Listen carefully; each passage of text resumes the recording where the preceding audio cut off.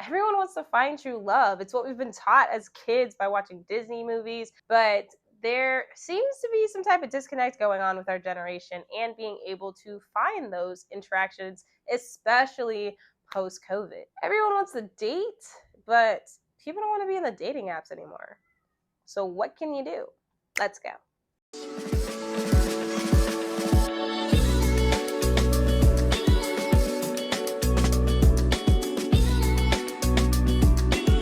Sup peeps, my name is Kirby and you're watching Kickback with Curbs.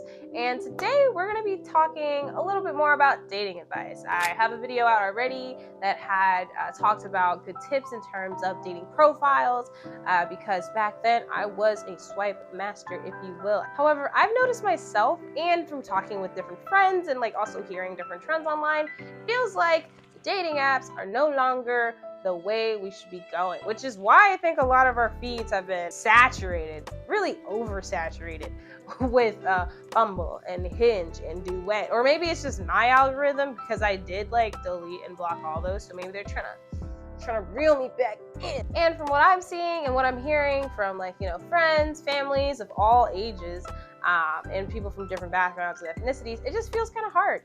I'm tired of this, Grandpa. That's too damn bad! So I wanted to talk about some ways that I have heard of recently, as well as seen from other people, has worked in the sense of dating nowadays, especially because who wants to be on the apps anymore, really? It doesn't feel very genuine like it used to, or conversations feel dry, and ghosting people is very much a click away. It's not that hard, which is not what I'm promoting. It just doesn't feel as exciting, connecting, meaningful anymore to try to meet someone online. Now, if you have met someone online through one of the apps, congratulations to you, a biggest round of applause.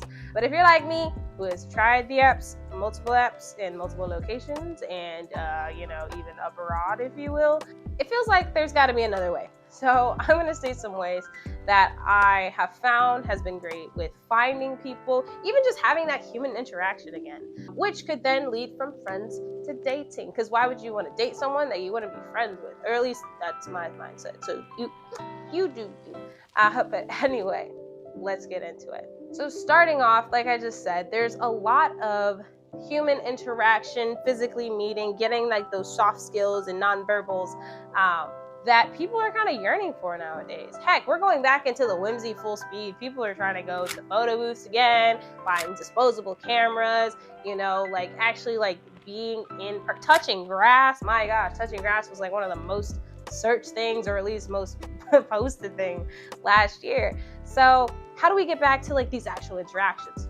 Well, there are a few things. Now, even though I'm saying maybe not utilize your dating apps as much, what I have seen to be very helpful to at least meet people who are looking for those different interactions in person are actual meetups that are hosted by dating apps. And a prime example I'm going to do is Bumble.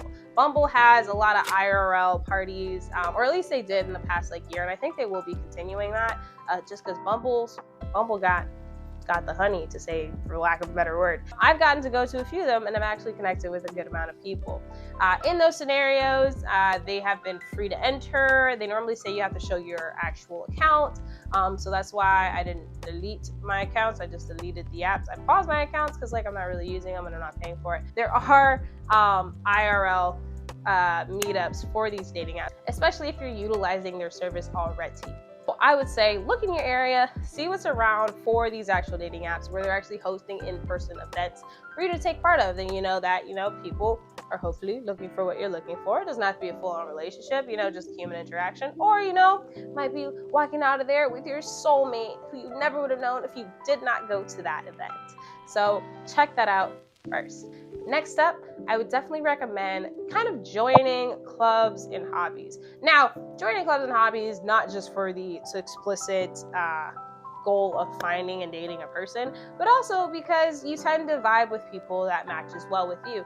Even though the long-term saying goes opposites attract, it has been proven time again that that's not actually the case. Finding something that you value, if it's running, if it's book club, if it's cooking, if it's dancing, if it's reviewing movies together in a circle, Don't know where that is yet, but if I find it, I will be there. Finding actual local clubs that you can go to, meet people who have the same interests with you, and then from there kind of build a relationship off of that same topic and get to know the person better. Now you've interacted with them personally, got a sense of their social and nonverbal skills, as well as how they treat others, depending on what your values are and standards. All that, and you already know you have a common interest with them, which is great. Granted, you know, that is a group, so you don't want to like look solely for the purpose of dating someone, because then like you won't have that supportive group anymore, but it's a thought, okay? So keep that in mind. Now, if you don't have a hobby that you're very passionate about, or something that you kind of do very consistently that you feel that you can join a club for, you can just go meet people for the sake of meeting people. Moving to a new spot and making friends again. As I said in a previous video, I have lived in 6 states in the past like 5 years or something like that. If it's wrong, I'll put the proper number here. Kind of moving around a lot requires getting to meet and know people again. So 2 things that I have actively been using when I've moved to new spots, also just to go out and meet different people, maybe a networking way. Number 1 is Time Left, or any kind of planned dinner meetup. Time Left, how it works is, also like not sponsored, but like if you want to sponsor, how it works is you go on the Time Left website, you enter your age, your occupation, some of your interests, and then from there you kind of pick your location. Now, Time Left is mainly in metropolitan areas. You can look up Time Left. It'll give you maybe like 1 or 2 locations that you can host a dinner at, and the dinners will have a maximum of 6 people. You'll meet at this dinner, you'll get to talk, get to learn about each other a little bit more, and at the end of your dinner, they always have like an after party situation. This is because there are multiple people going on these dinners at the same time. So maybe you didn't fully click with the people actually at your table, but you still want to meet new people. You can go to the after party and see who else has been gathered today and kind of got to like meet new people. It works great if you are new to an area or just want to like freshen up your scenery by meeting people that you haven't met before. I would definitely recommend Time Left. I've used it in New York and DC, and I've made some pretty cool connections through that. My second suggestion would be Meetup. Meetup.com, Meetup on Facebook, they're everywhere. This kind of goes back into the clubs, because Meetup does have like a lot of like club and group things like yoga and different sporting things, but there are also a lot of meetups where it's just people trying to meet people in the area. So this is your opportunity to again have that in-person interaction with someone, see how you vibe with them, like just talk, and if anything, you made a new friend, which what's wrong with that? So I would say Time Left or Meetup. Those are pretty good ways to interact with people as well. 2 more suggestions, so we're almost there. But before we keep going, if you have any suggestions on what you think that people can use to meet people in person nowadays, since we're feeling like we're slowly getting out of like using the dating apps, or they're not really, you know, garnering the results that we're used to, feel free to leave a comment in the comment section so that you can spread the knowledge with others. Second to last suggestion we have going on is church. Now, I'm not saying like specifically like you have to be like a Christian or like, but like whatever faith that you're practicing. This again is going with like finding someone who maybe matches you, your interests and or values. So I would say going to church is definitely like one way to do that. At the church that I go to, there are like a lot of different groups in terms of small groups as well as interest groups, and one of them that I'm a part of is like the young professional adults, because that's what we are. Through there, you get to meet different individuals and know that there's someone who shares the same faith as you, as well as, I don't know if this is at everybody's church. Church did do a speed dating event sometime. I wasn't there. I didn't know it was happening, as well as I wasn't in the area to actually take part in, but who knew that you know, God would be working his magic in the pews, you know, trying to get you connected. But you don't have to be a Christian to do this. Just going to like your own faith center and, you know, seeing what interactions and other events that you could take part in there could lead you to find someone who shares the same values as you spiritually, and, you know, also likes you, like you. And guys, my last suggestion. This one is a little more of a team effort. Everything else that I stated, you can kind of like go on your own, like figure it out, look it up. But this last one, I think we need to work together as friends so that we can help find each other's soulmates. We'll use the power of friendship.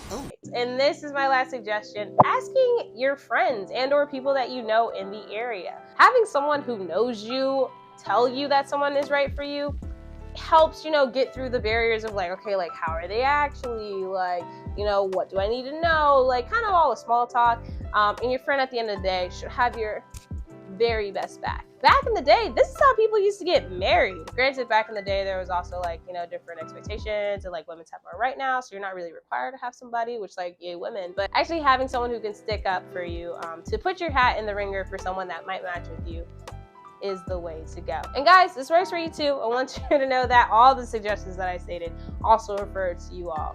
And I'm only emphasizing this because I've met some guys where they say they might not have like the biggest friend groups or groups of friends, and you can take any suggestion that I said before to kind of build that group, and through there you meet friends of friends, and then boom, your soulmate is right. It's like just a person away. Who would have thought? Just putting yourself out there, being confident in what you have and what you can offer in a relationship. But also, if you're out there chilling by yourself, being single, props to you, like saving your energy, saving your time and your money. That also has some benefits.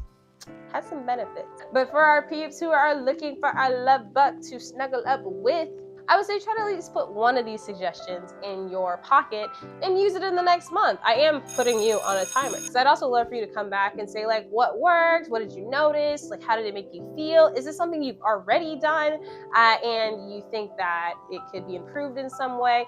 But those are my 5 tips for right now, from getting off of the apps into real life and actually interacting with people and making these meaningful connections that everyone wants to have at the end of the day. That is all for this video. Thank you so much for joining me. Again, leave a comment that suggests any dating advice or tips that you have, or other resources that you think that would be helpful to go from the apps to in-person interactions. But until next time, adios for now.